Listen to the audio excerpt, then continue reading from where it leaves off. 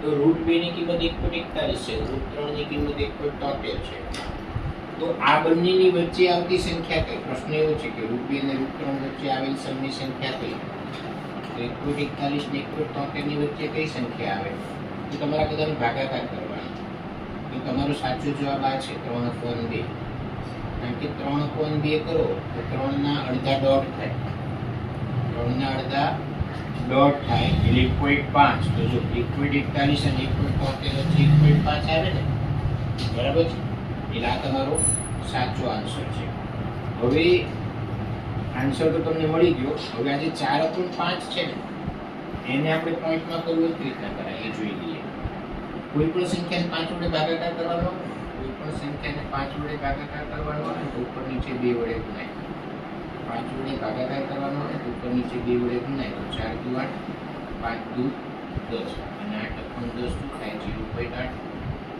પછી એવી રીતે આપણે 6/5 છે, 6/5 છે તો 5 વડે ભાગવાનું, 5 વડે ભાગવાનું છે તો ઉપર નીચે 2 વડે ગુણો. 5 દુ 10, 6 દુ 12, 12 ને 10 વડે ભાગો તો 1.2. બરાબર છે. તો આ પોઈન્ટમાં કન્વર્ટ કરવાની ઈઝી મેથડ છે. હવે આ જ રીતે માની લો કે તમારે કોઈ સંખ્યાને 50 વડે ભાગવી છે, કોઈ સંખ્યા છે ને તમારે 50 વડે ભાગવું છે તો પણ તમારે ઉપર નીચેને 2 વડે ગુણાય. 4 દુ 8, 50 દુ 100 અને 8/100 શું થાય 0.08. એટલે તમને 5 વડે ભાગવાનું કે ઉપર નીચે 2 વડે ગુણવાનું, 50 વડે ભાગવાનું કે ઉપર નીચે 2 વડે ગુણવાનું, અને 25 વડે માની લો કે 25 વડે ભાગવાનું છે. કોઈ પણ સંખ્યાને 25 વડે ભાગવાનું હોય તો એને ઉપર નીચે 4 વડે ગુણાય. તો 4 ગુણ્યા 4 100 અને 25 ચોક 100 એટલે કે 0.16. બરાબર છે. ગુસા 65,170 બરાબર 65n ઓછા 170. તો n ની કિંમત કેટલી થાય એ તમારે શોધવાનું છે. તો વચ્ચે બરાબર નિશાની છે, તમારે આ n ની કિંમત શોધવી છે. તમારે જે કિંમત શોધવી છે એ જમણી બાજુ છે. તો તમે જે પ્રોસેસ કરશો ને એ ડાબી બાજુ કરશો. તો 65 અને 170 નો ગુસા કીધો છે તો તમારે આ બંનેનો ગુસા શોધી લેવાનો. 65 અને 170 નો ગુસા શોધી લેવાનો અને એની કિંમત અહીંયા લખી નાખવાની. તો આ 65 છે તો 13 × 65. હવે 170 છે, 170 તો 13 × 9 170 થાય. હવે આ બંનેમાં કોમન શું છે 13, આ બંનેમાં કોમન છે 13 એટલે કે 65 અને 170 એનો ગુસા કેટલો થાય 13.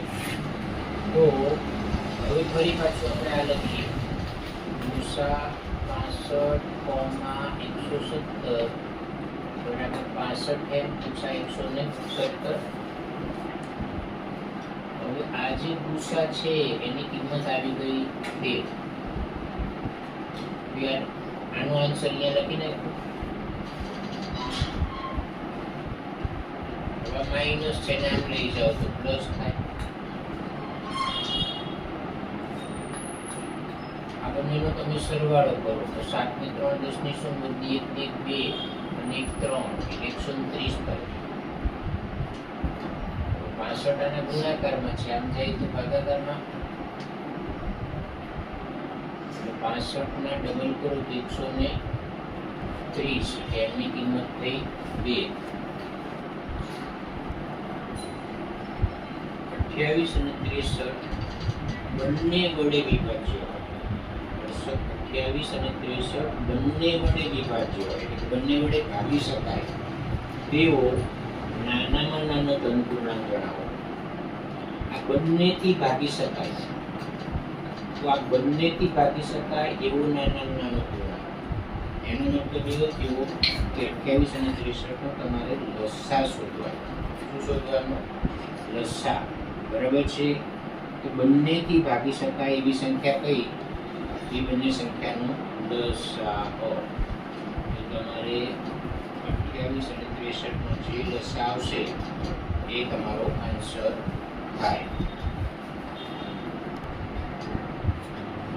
પાઈ એ ખાલી જગ્યા છે. પાઈ એ ખાલી જગ્યા સંખ્યા છે, જ્યારે 22 એ ખાલી જગ્યા સંખ્યા છે. તો પાઈ એ અસમય સંખ્યા છે.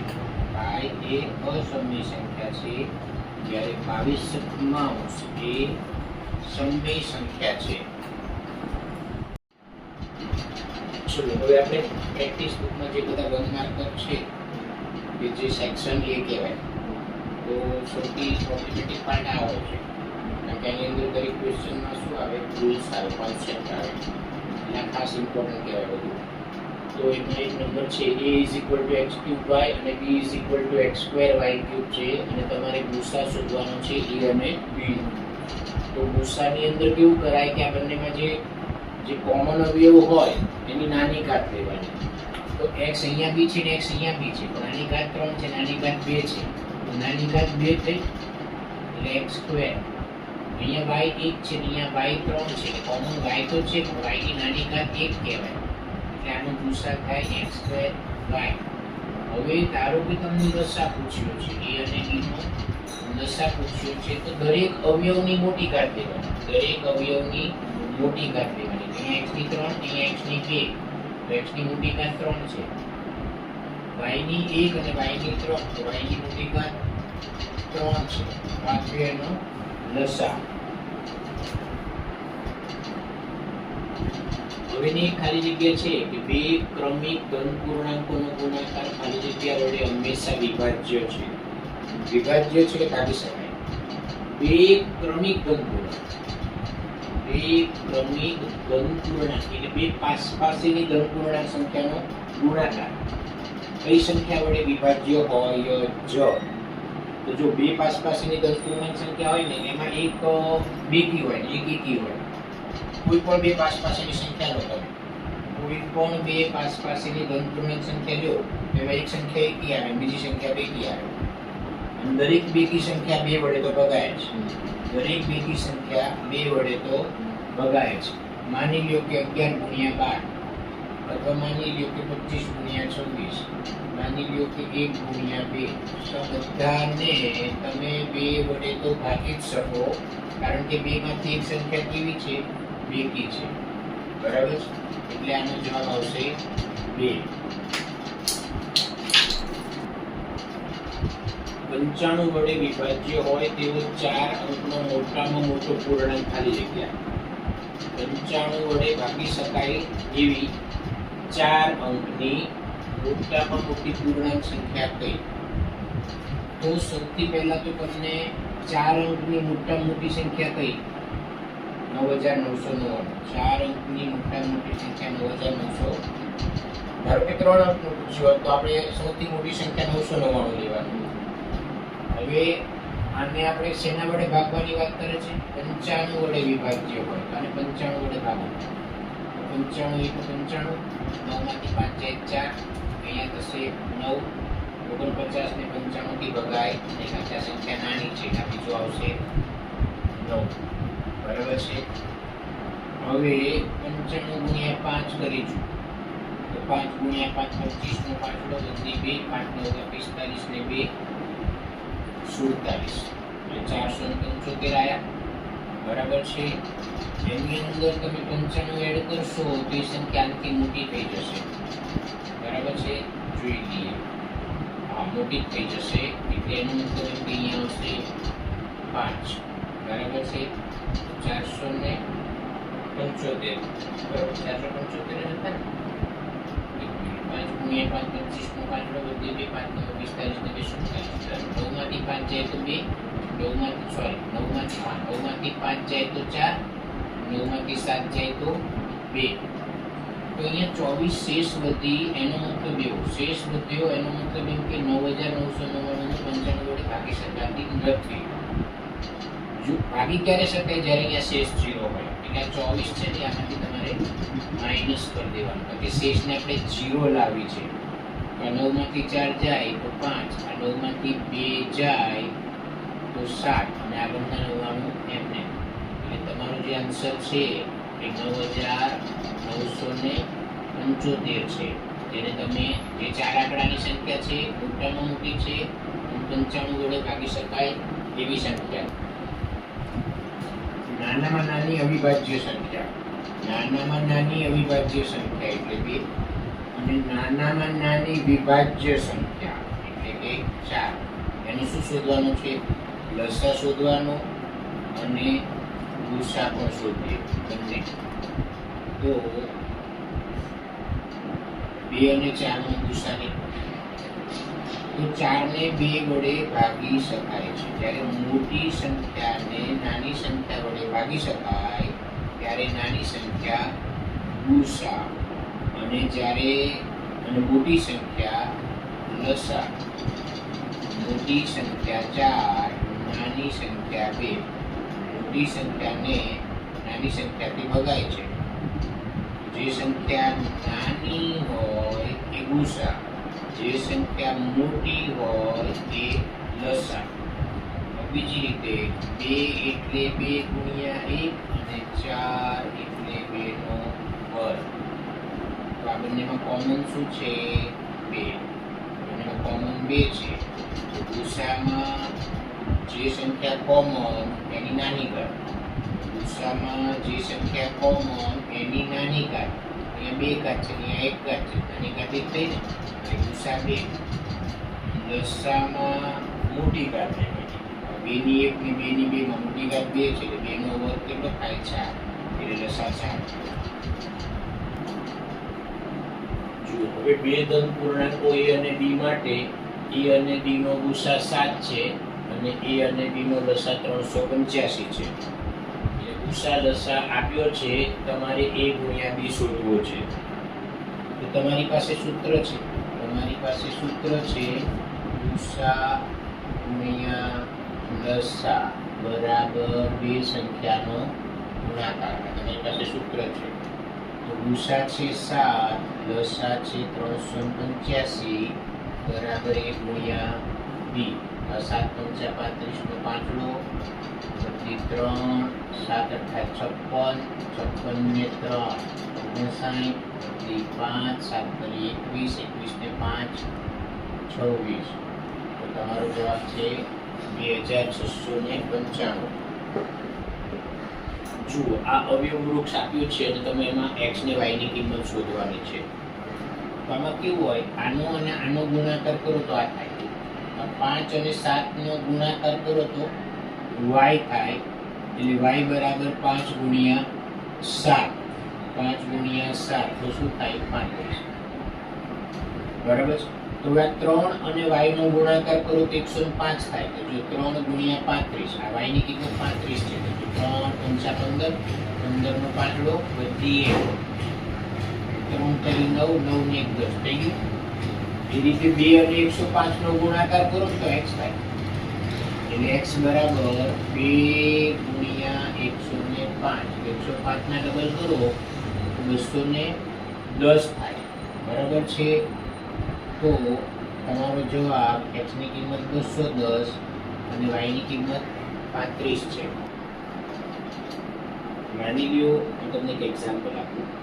એક હાથીનું બચ્ચું છે, હજી એનો જન્મ થાય છે. હાથીના બચ્ચાનો જન્મ થાય છે અને એને સાંકળ વડે બાંધી દેવામાં આવે છે. સાંકળ એકદમ મજબૂત હોય છે. બરાબર છે. હાથીનું બચ્ચું છે એ સાંકળ તોડવાનું બહુ જ બધો એફર્ટ્સ કરે છે, પણ એ તોડી શકતું નથી. બરાબર છે. બહુ બધા પ્રયત્ન કરવા છતાં એ એફર્ટ્સમાં એ પાસ ન થઈ શકતો. એટલે પછી એને શું થાય? એને એ મનમાં એક્સેપ્ટ કરી લે કે બસ મારે ત્યાં નહીં જ થાય હવે. બરાબર છે. હવે એને સાંકળ બાંધવામાં ક્યારથી આવે છે? તો એકદમ નાનું હતું ત્યારે, બરાબર, જન્મ થયો ત્યારે. હવે જ્યારે એ હાથીનું બચ્ચું એકદમ મોટું થઈ જાય છે, બરાબર છે, હવે તમે વિચારો કે શું એને એ જ સાંકળ વડે એને બાંધેલું હોય તો શું એ સાંકળ તોડી ના શકે? 100% તોડી શકે. પણ એને નાનપણમાં એટલા બધા પ્રયત્ન કર્યા હતા ને એ એનાથી સાંકળ તૂટતી જ નહોતી. એટલે એને શું મનમાં ગાંઠ વાળી દીધી કે ના હવે મને સફળતા મળે જ નહીં, હું મારે આવી રીતના જ તે રહેવું પડે, બરાબર છે, હું સાંકળને તોડી ના શકું. એના જેવું ઘણી વખત આપણું વ્યક્તિત્વ હોય છે સ્ટુડન્ટ્સનું, કે આપણે એક્સેપ્ટ કરી લીધું હોય કે કાયમ નિષ્ફળતા મળતી હોય ને તમે એવું માની લો કે આપણને સફળતા મળે જ નહીં. પણ એ પ્રકારના હવે મોટો હાથી થઈ ગયો હોય ને ત્યારે એણે એફર્ટ્સ જ ના કર્યા હોય, સાંકળ તોડવાનો એ એફર્ટ્સ જ ના કર્યા હોય, એટલે સાંકળ તોડી બી ના શકે, એટલે સફળ ના થાય.